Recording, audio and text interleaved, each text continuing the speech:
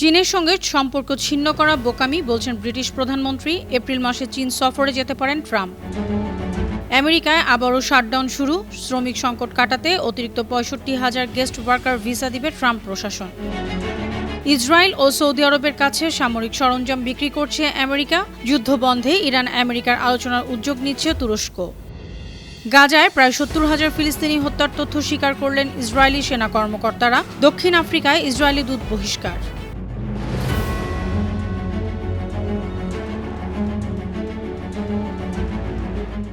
শুনছিলেন সংবাদ শিরোনাম। সবাইকে স্বাগত জানাচ্ছি বিশ্বজুড়ে প্রতিদিনে বিশ্বের বিভিন্ন প্রান্তের সবশেষ তথ্য জানাতে আপনাদের সঙ্গে আছি আমি অনন্যা চৈতি।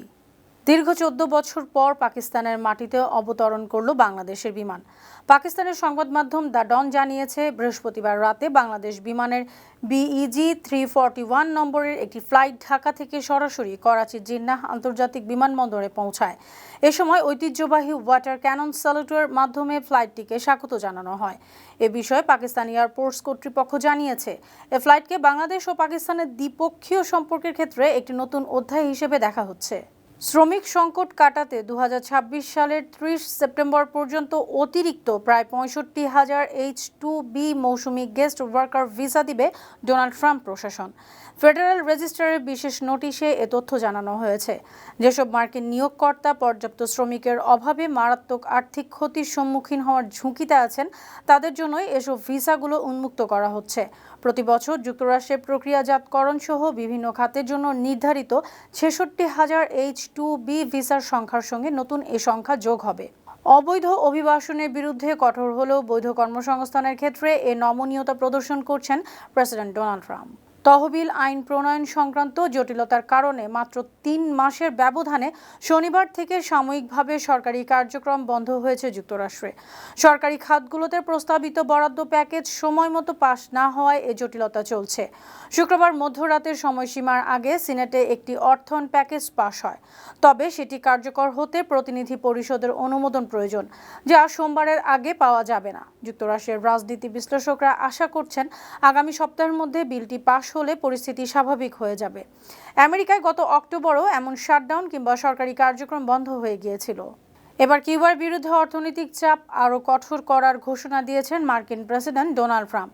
বৃহস্পতিবার হোয়াইট হাউসে নির্বাহী আদেশে সই করে তিনি কিউবাকে জ্বালানি তেল সরবরাহকারী দেশগুলোর ওপর শুল্ক আরোপের হুমকি দিয়েছেন। যেসব দেশ কিউবাকে তেল সরবরাহ করবে সেসব দেশের পণ্য যুক্তরাষ্ট্রের রফতানিতে অতিরিক্ত শুল্ক আরোপ করা হবে। এ ঘোষণার প্রতিক্রিয়ায় কিউবা সরকার বিবৃতি দিয়ে বলেছে, মার্কিন সরকার কিউবার মানুষের জীবনের প্রতিটি ক্ষেত্রকে শ্বাসরুদ্ধ করতে চাইছে। কিউবার পররাষ্ট্রমন্ত্রী ব্রুনো রদ্রিগেজ ট্রাম্পের পদক্ষেপকে নৃশংস আগ্রাসন ও আন্তর্জাতিক দস্যুপনা বলে আখ্যা দিয়েছেন। যৌন অপরাধী অ্যাপস্টেইন সম্পর্কিত প্রায় 30 লাখ পাতা, 1,80,000 ছবি এবং 2,000 ভিডিও গত শুক্রবার প্রকাশ করেছে আমেরিকার বিচার বিভাগ। নথিগুলোতে ডোনাল্ড ট্রাম্পের নাম এসেছে কয়েক শতবার।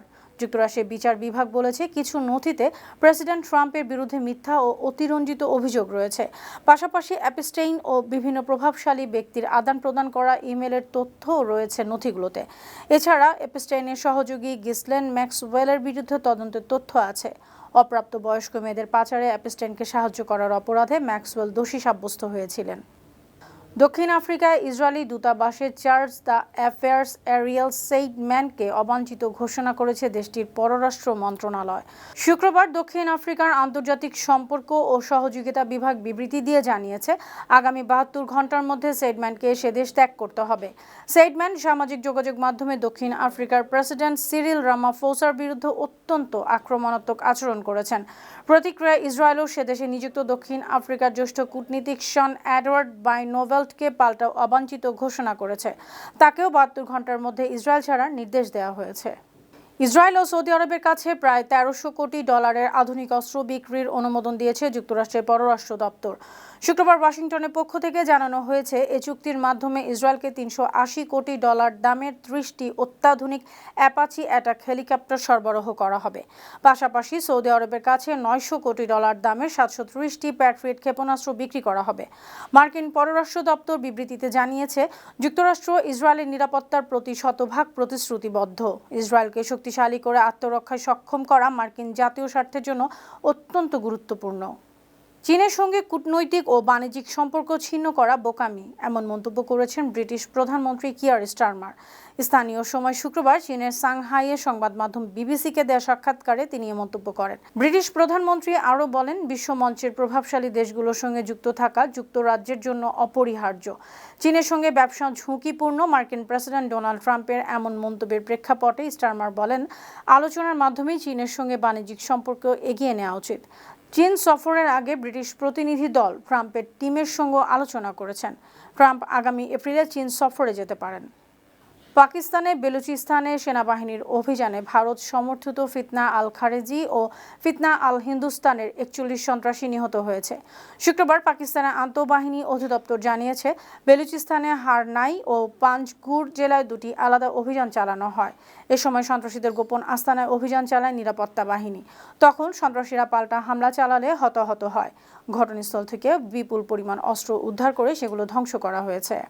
অন্যদিকে পাকিস্তানের দক্ষিণ পশ্চিমাঞ্চলীয় প্রদেশ বেলুচিস্তান প্রদেশের একাধিক শহরে সমন্বিত হামলা করে 8 পুলিশ সদস্যকে হত্যা করেছে জাতিগত বেলুচ বিচ্ছিন্নতাবাদীরা। শনিবার প্রাদেশিক রাজধানী কোয়েটার বেশ কয়েকটি পুলিশ স্টেশনে এসব হামলা চালানো হয়। আফগানিস্তান ও ইরান সীমান্তবর্তী খনিজ সমৃদ্ধ বেলুচিস্তানে কয়েক দশক ধরে বিচ্ছিন্নতাবাদীরা লড়াই করছে। বিদ্রোহীরা রাষ্ট্রীয় বাহিনী, বিদেশি নাগরিক এবং অস্থানীয়দের উপর হামলা করছে। প্রদেশের সবচেয়ে সক্রিয় বিচ্ছিন্নতাবাদী গোষ্ঠী বেলুচিস্তান লিবারেশন আর্মি এ হামলার দায় স্বীকার করেছে। মিয়ানমারের সামরিক জান্তা সমর্থিত বিতর্কিত জাতীয় নির্বাচনে ভোট চলাকালীন দেশটির বিমান বাহিনীর ভয়াবহ অভিযানে 170 জন নিহত হয়েছেন। নির্বাচন বিদ্রোহী এলাকাগুলোতে ব্যাপক সহিংসতা চালিয়েছে সামরিক সরকার। শনিবার জাতিসংঘের মানবাধিকার হাই কমিশন জানিয়েছে, 508টি ছোট বড় বিমান হামলা হয়েছে। এতে সাধারণ নাগরিক এবং কয়েকজন প্রার্থীও মারা গেছেন। আন্তর্জাতিক মহল বলছে, এই নির্বাচন সামরিক বাহিনী সাজানো নাটক। জাতিসংঘের মানবাধিকার বিষয়ক প্রধান ভলকার তুর্ক বলেছেন, বহুদলীয় গণতন্ত্রের নামে এটি মূলত সামরিক বাহিনীর ক্ষমতা কুক্ষিগত করার একটি প্রহসন। গাজায় গত 2023 সালের অক্টোবর থেকে সামরিক অভিযানে এ পর্যন্ত প্রায় 70,000 ফিলিস্তিনি নিহত হয়েছে। এ তথ্য স্বীকার করেছে ইসরায়েল। শনিবার ইসরায়েলের জ্যেষ্ঠ সামরিক কর্মকর্তাদের বরাত দিয়ে ওয়াইনেট নিউজ সহ শীর্ষস্থানীয় বেশ কয়েকটি ইসরায়েলি গণমাধ্যম এ তথ্য জানিয়েছে। ইসরায়েলি সামরিক বাহিনীর একজন উচ্চপদস্থ কর্মকর্তা স্থানীয় সংবাদ মাধ্যমগুলোকে জানিয়েছেন, তাদের হিসেব অনুযায়ী যুদ্ধে প্রায় 70,000 গাজাবাসী প্রাণ হারিয়েছেন। এই সংখ্যার মধ্যে নিখোঁজদের অন্তর্ভুক্ত করা হয়নি। ফিলিস্তিনি স্বাস্থ্য মন্ত্রণালয় সবশেষ তথ্যে জানিয়েছিল, গাজায় 71,000-এরও বেশি ফিলিস্তিনি নিহত হয়েছেন। যুক্তরাষ্ট্রের প্রেসিডেন্ট ডোনাল্ড ট্রাম্প জানিয়েছেন, আমেরিকার একটি বিশাল নৌবহর ইরানের দিকে এগিয়ে যাচ্ছে। শুক্রবার ওভাল অফিসের সাংবাদিকদের কাছে ডোনাল্ড ট্রাম্প আরও বলেন, ইরান চুক্তি করতে চায়। তিনি আশাবাদ জানান ইরানের সঙ্গে চুক্তি হবে। অন্যদিকে ইরানের পররাষ্ট্রমন্ত্রী আব্বাস আরাকচি শুক্রবার জানিয়েছেন, তাদের ক্ষেপণাস্ত্র ও প্রতিরক্ষা সক্ষমতা নিয়ে কখনোই আলোচনা হবে না। তেহরান সমমর্যাদার ভিত্তিতে আলোচনায় বসতে চায়, কিন্তু মার্কিন কর্মকর্তাদের সঙ্গে সাক্ষাতের কোনো পরিকল্পনা নেই। অন্যদিকে যুক্তরাষ্ট্রের বিষয়ে আলোচনা করতে শুক্রবার তুরস্কের রাজধানী আঙ্কারায় গিয়েছেন ইরানের পররাষ্ট্রমন্ত্রী আব্বাস আরাকচি। তুরস্কের প্রেসিডেন্ট রিসেপ তাইয়েপ এরদোয়ান, যুক্তরাষ্ট্রের প্রেসিডেন্ট ডোনাল্ড ট্রাম্প ও ইরানের প্রেসিডেন্ট মাসুদ পেজেশকিয়ানের মধ্যে একটি ভিডিও কনফারেন্সের প্রস্তাব দিয়েছেন। তুর্কি কূটনীতিকরা মনে করছেন, এমন যোগাযোগ ট্রাম্পের কাছে গ্রহণযোগ্য হতে পারে। উল্লেখ্য, গত এক দশকে যুক্তরাষ্ট্র ও ইরানের মধ্যে আনুষ্ঠানিক কোনো সরাসরি আলোচনাই হয়নি। গত বৃহস্পতিবার মন্ত্রিসভার এক বৈঠকে মার্কিন প্রতিরক্ষামন্ত্রী পিট হেগসেথ আভাস জানিয়েছিলেন, চুক্তি করার সব পথ ইরানের সামনে খোলা আছে। যুক্তরাষ্ট্রের প্রেসিডেন্ট ডোনাল্ড ট্রাম্প, ইসরায়েলের প্রধানমন্ত্রী বেনিয়ামিন নেতানিয়াহু এবং ইউরোপিয়ান ইউনিয়ন ইরানের জনগণকে বিক্ষোভ করিয়ে উত্তেজনা সৃষ্টি করেছে, এমনই অভিযোগ করেছেন ইরানের প্রেসিডেন্ট মাসুদ পেজেশকিয়ান। শনিবার টেলিভিশন বক্তব্যে তিনি আরও বলেন, এই আন্দোলনের সঙ্গে বেশ কিছু নিরীহ মানুষকে সম্পৃক্ত করেছে তারা। ইরানিদের মধ্যে মারামারি ও ঘৃণা ছড়িয়ে বিভাজন তৈরি করতে উস্কে দিয়েছে। ইরানি প্রেসিডেন্ট এ সময় জানান, আন্দোলনকারীদের সঙ্গে আলোচনা করতে প্রস্তুত ইরান সরকার। ইউক্রেন যুদ্ধ বন্ধ করে রাশিয়াকে আলোচনার টেবিলে আসতে বাধ্য করতে নজিরবিহীন ও আক্রমণাত্মক রণকৌশল ঘোষণা করেছেন প্রেসিডেন্ট ভলোদিমির জেলেনস্কি। সম্প্রতি সামরিক বাহিনীর উচ্চপদস্থ কর্মকর্তাদের সঙ্গে রুদ্ধদ্বার বৈঠকে তিনি বলেছেন, ইউক্রেনীয়দের মূল লক্ষ্য হবে প্রতি মাসে 50,000 রুশ সেনাকে নির্মূল করা। রাশিয়া যাতে জনবল সংকটে পড়ে যুদ্ধ থেকে পিছু হটতে বাধ্য হয়। ইউক্রেনের প্রেসিডেন্টের মতে, যুদ্ধের বর্তমান প্রেক্ষাপটে রাষ্ট্রের বিজয় নিশ্চিত করতে শত্রুপক্ষের ক্ষয়ক্ষতির এই সেরা মাত্রা অর্জন করা অপরিহার্য। সুপ্রিয় দর্শক, এই ছিল আজকের বিশ্বজুড়ে প্রতিদিনের আয়োজনে। দেশ বিদেশে বিভিন্ন খবর নিয়ে আবার আপনাদের সামনে হাজির হব। সেই পর্যন্ত ভালো থাকুন, সুস্থ থাকুন, বানো টিভির সঙ্গে থাকুন। ধন্যবাদ।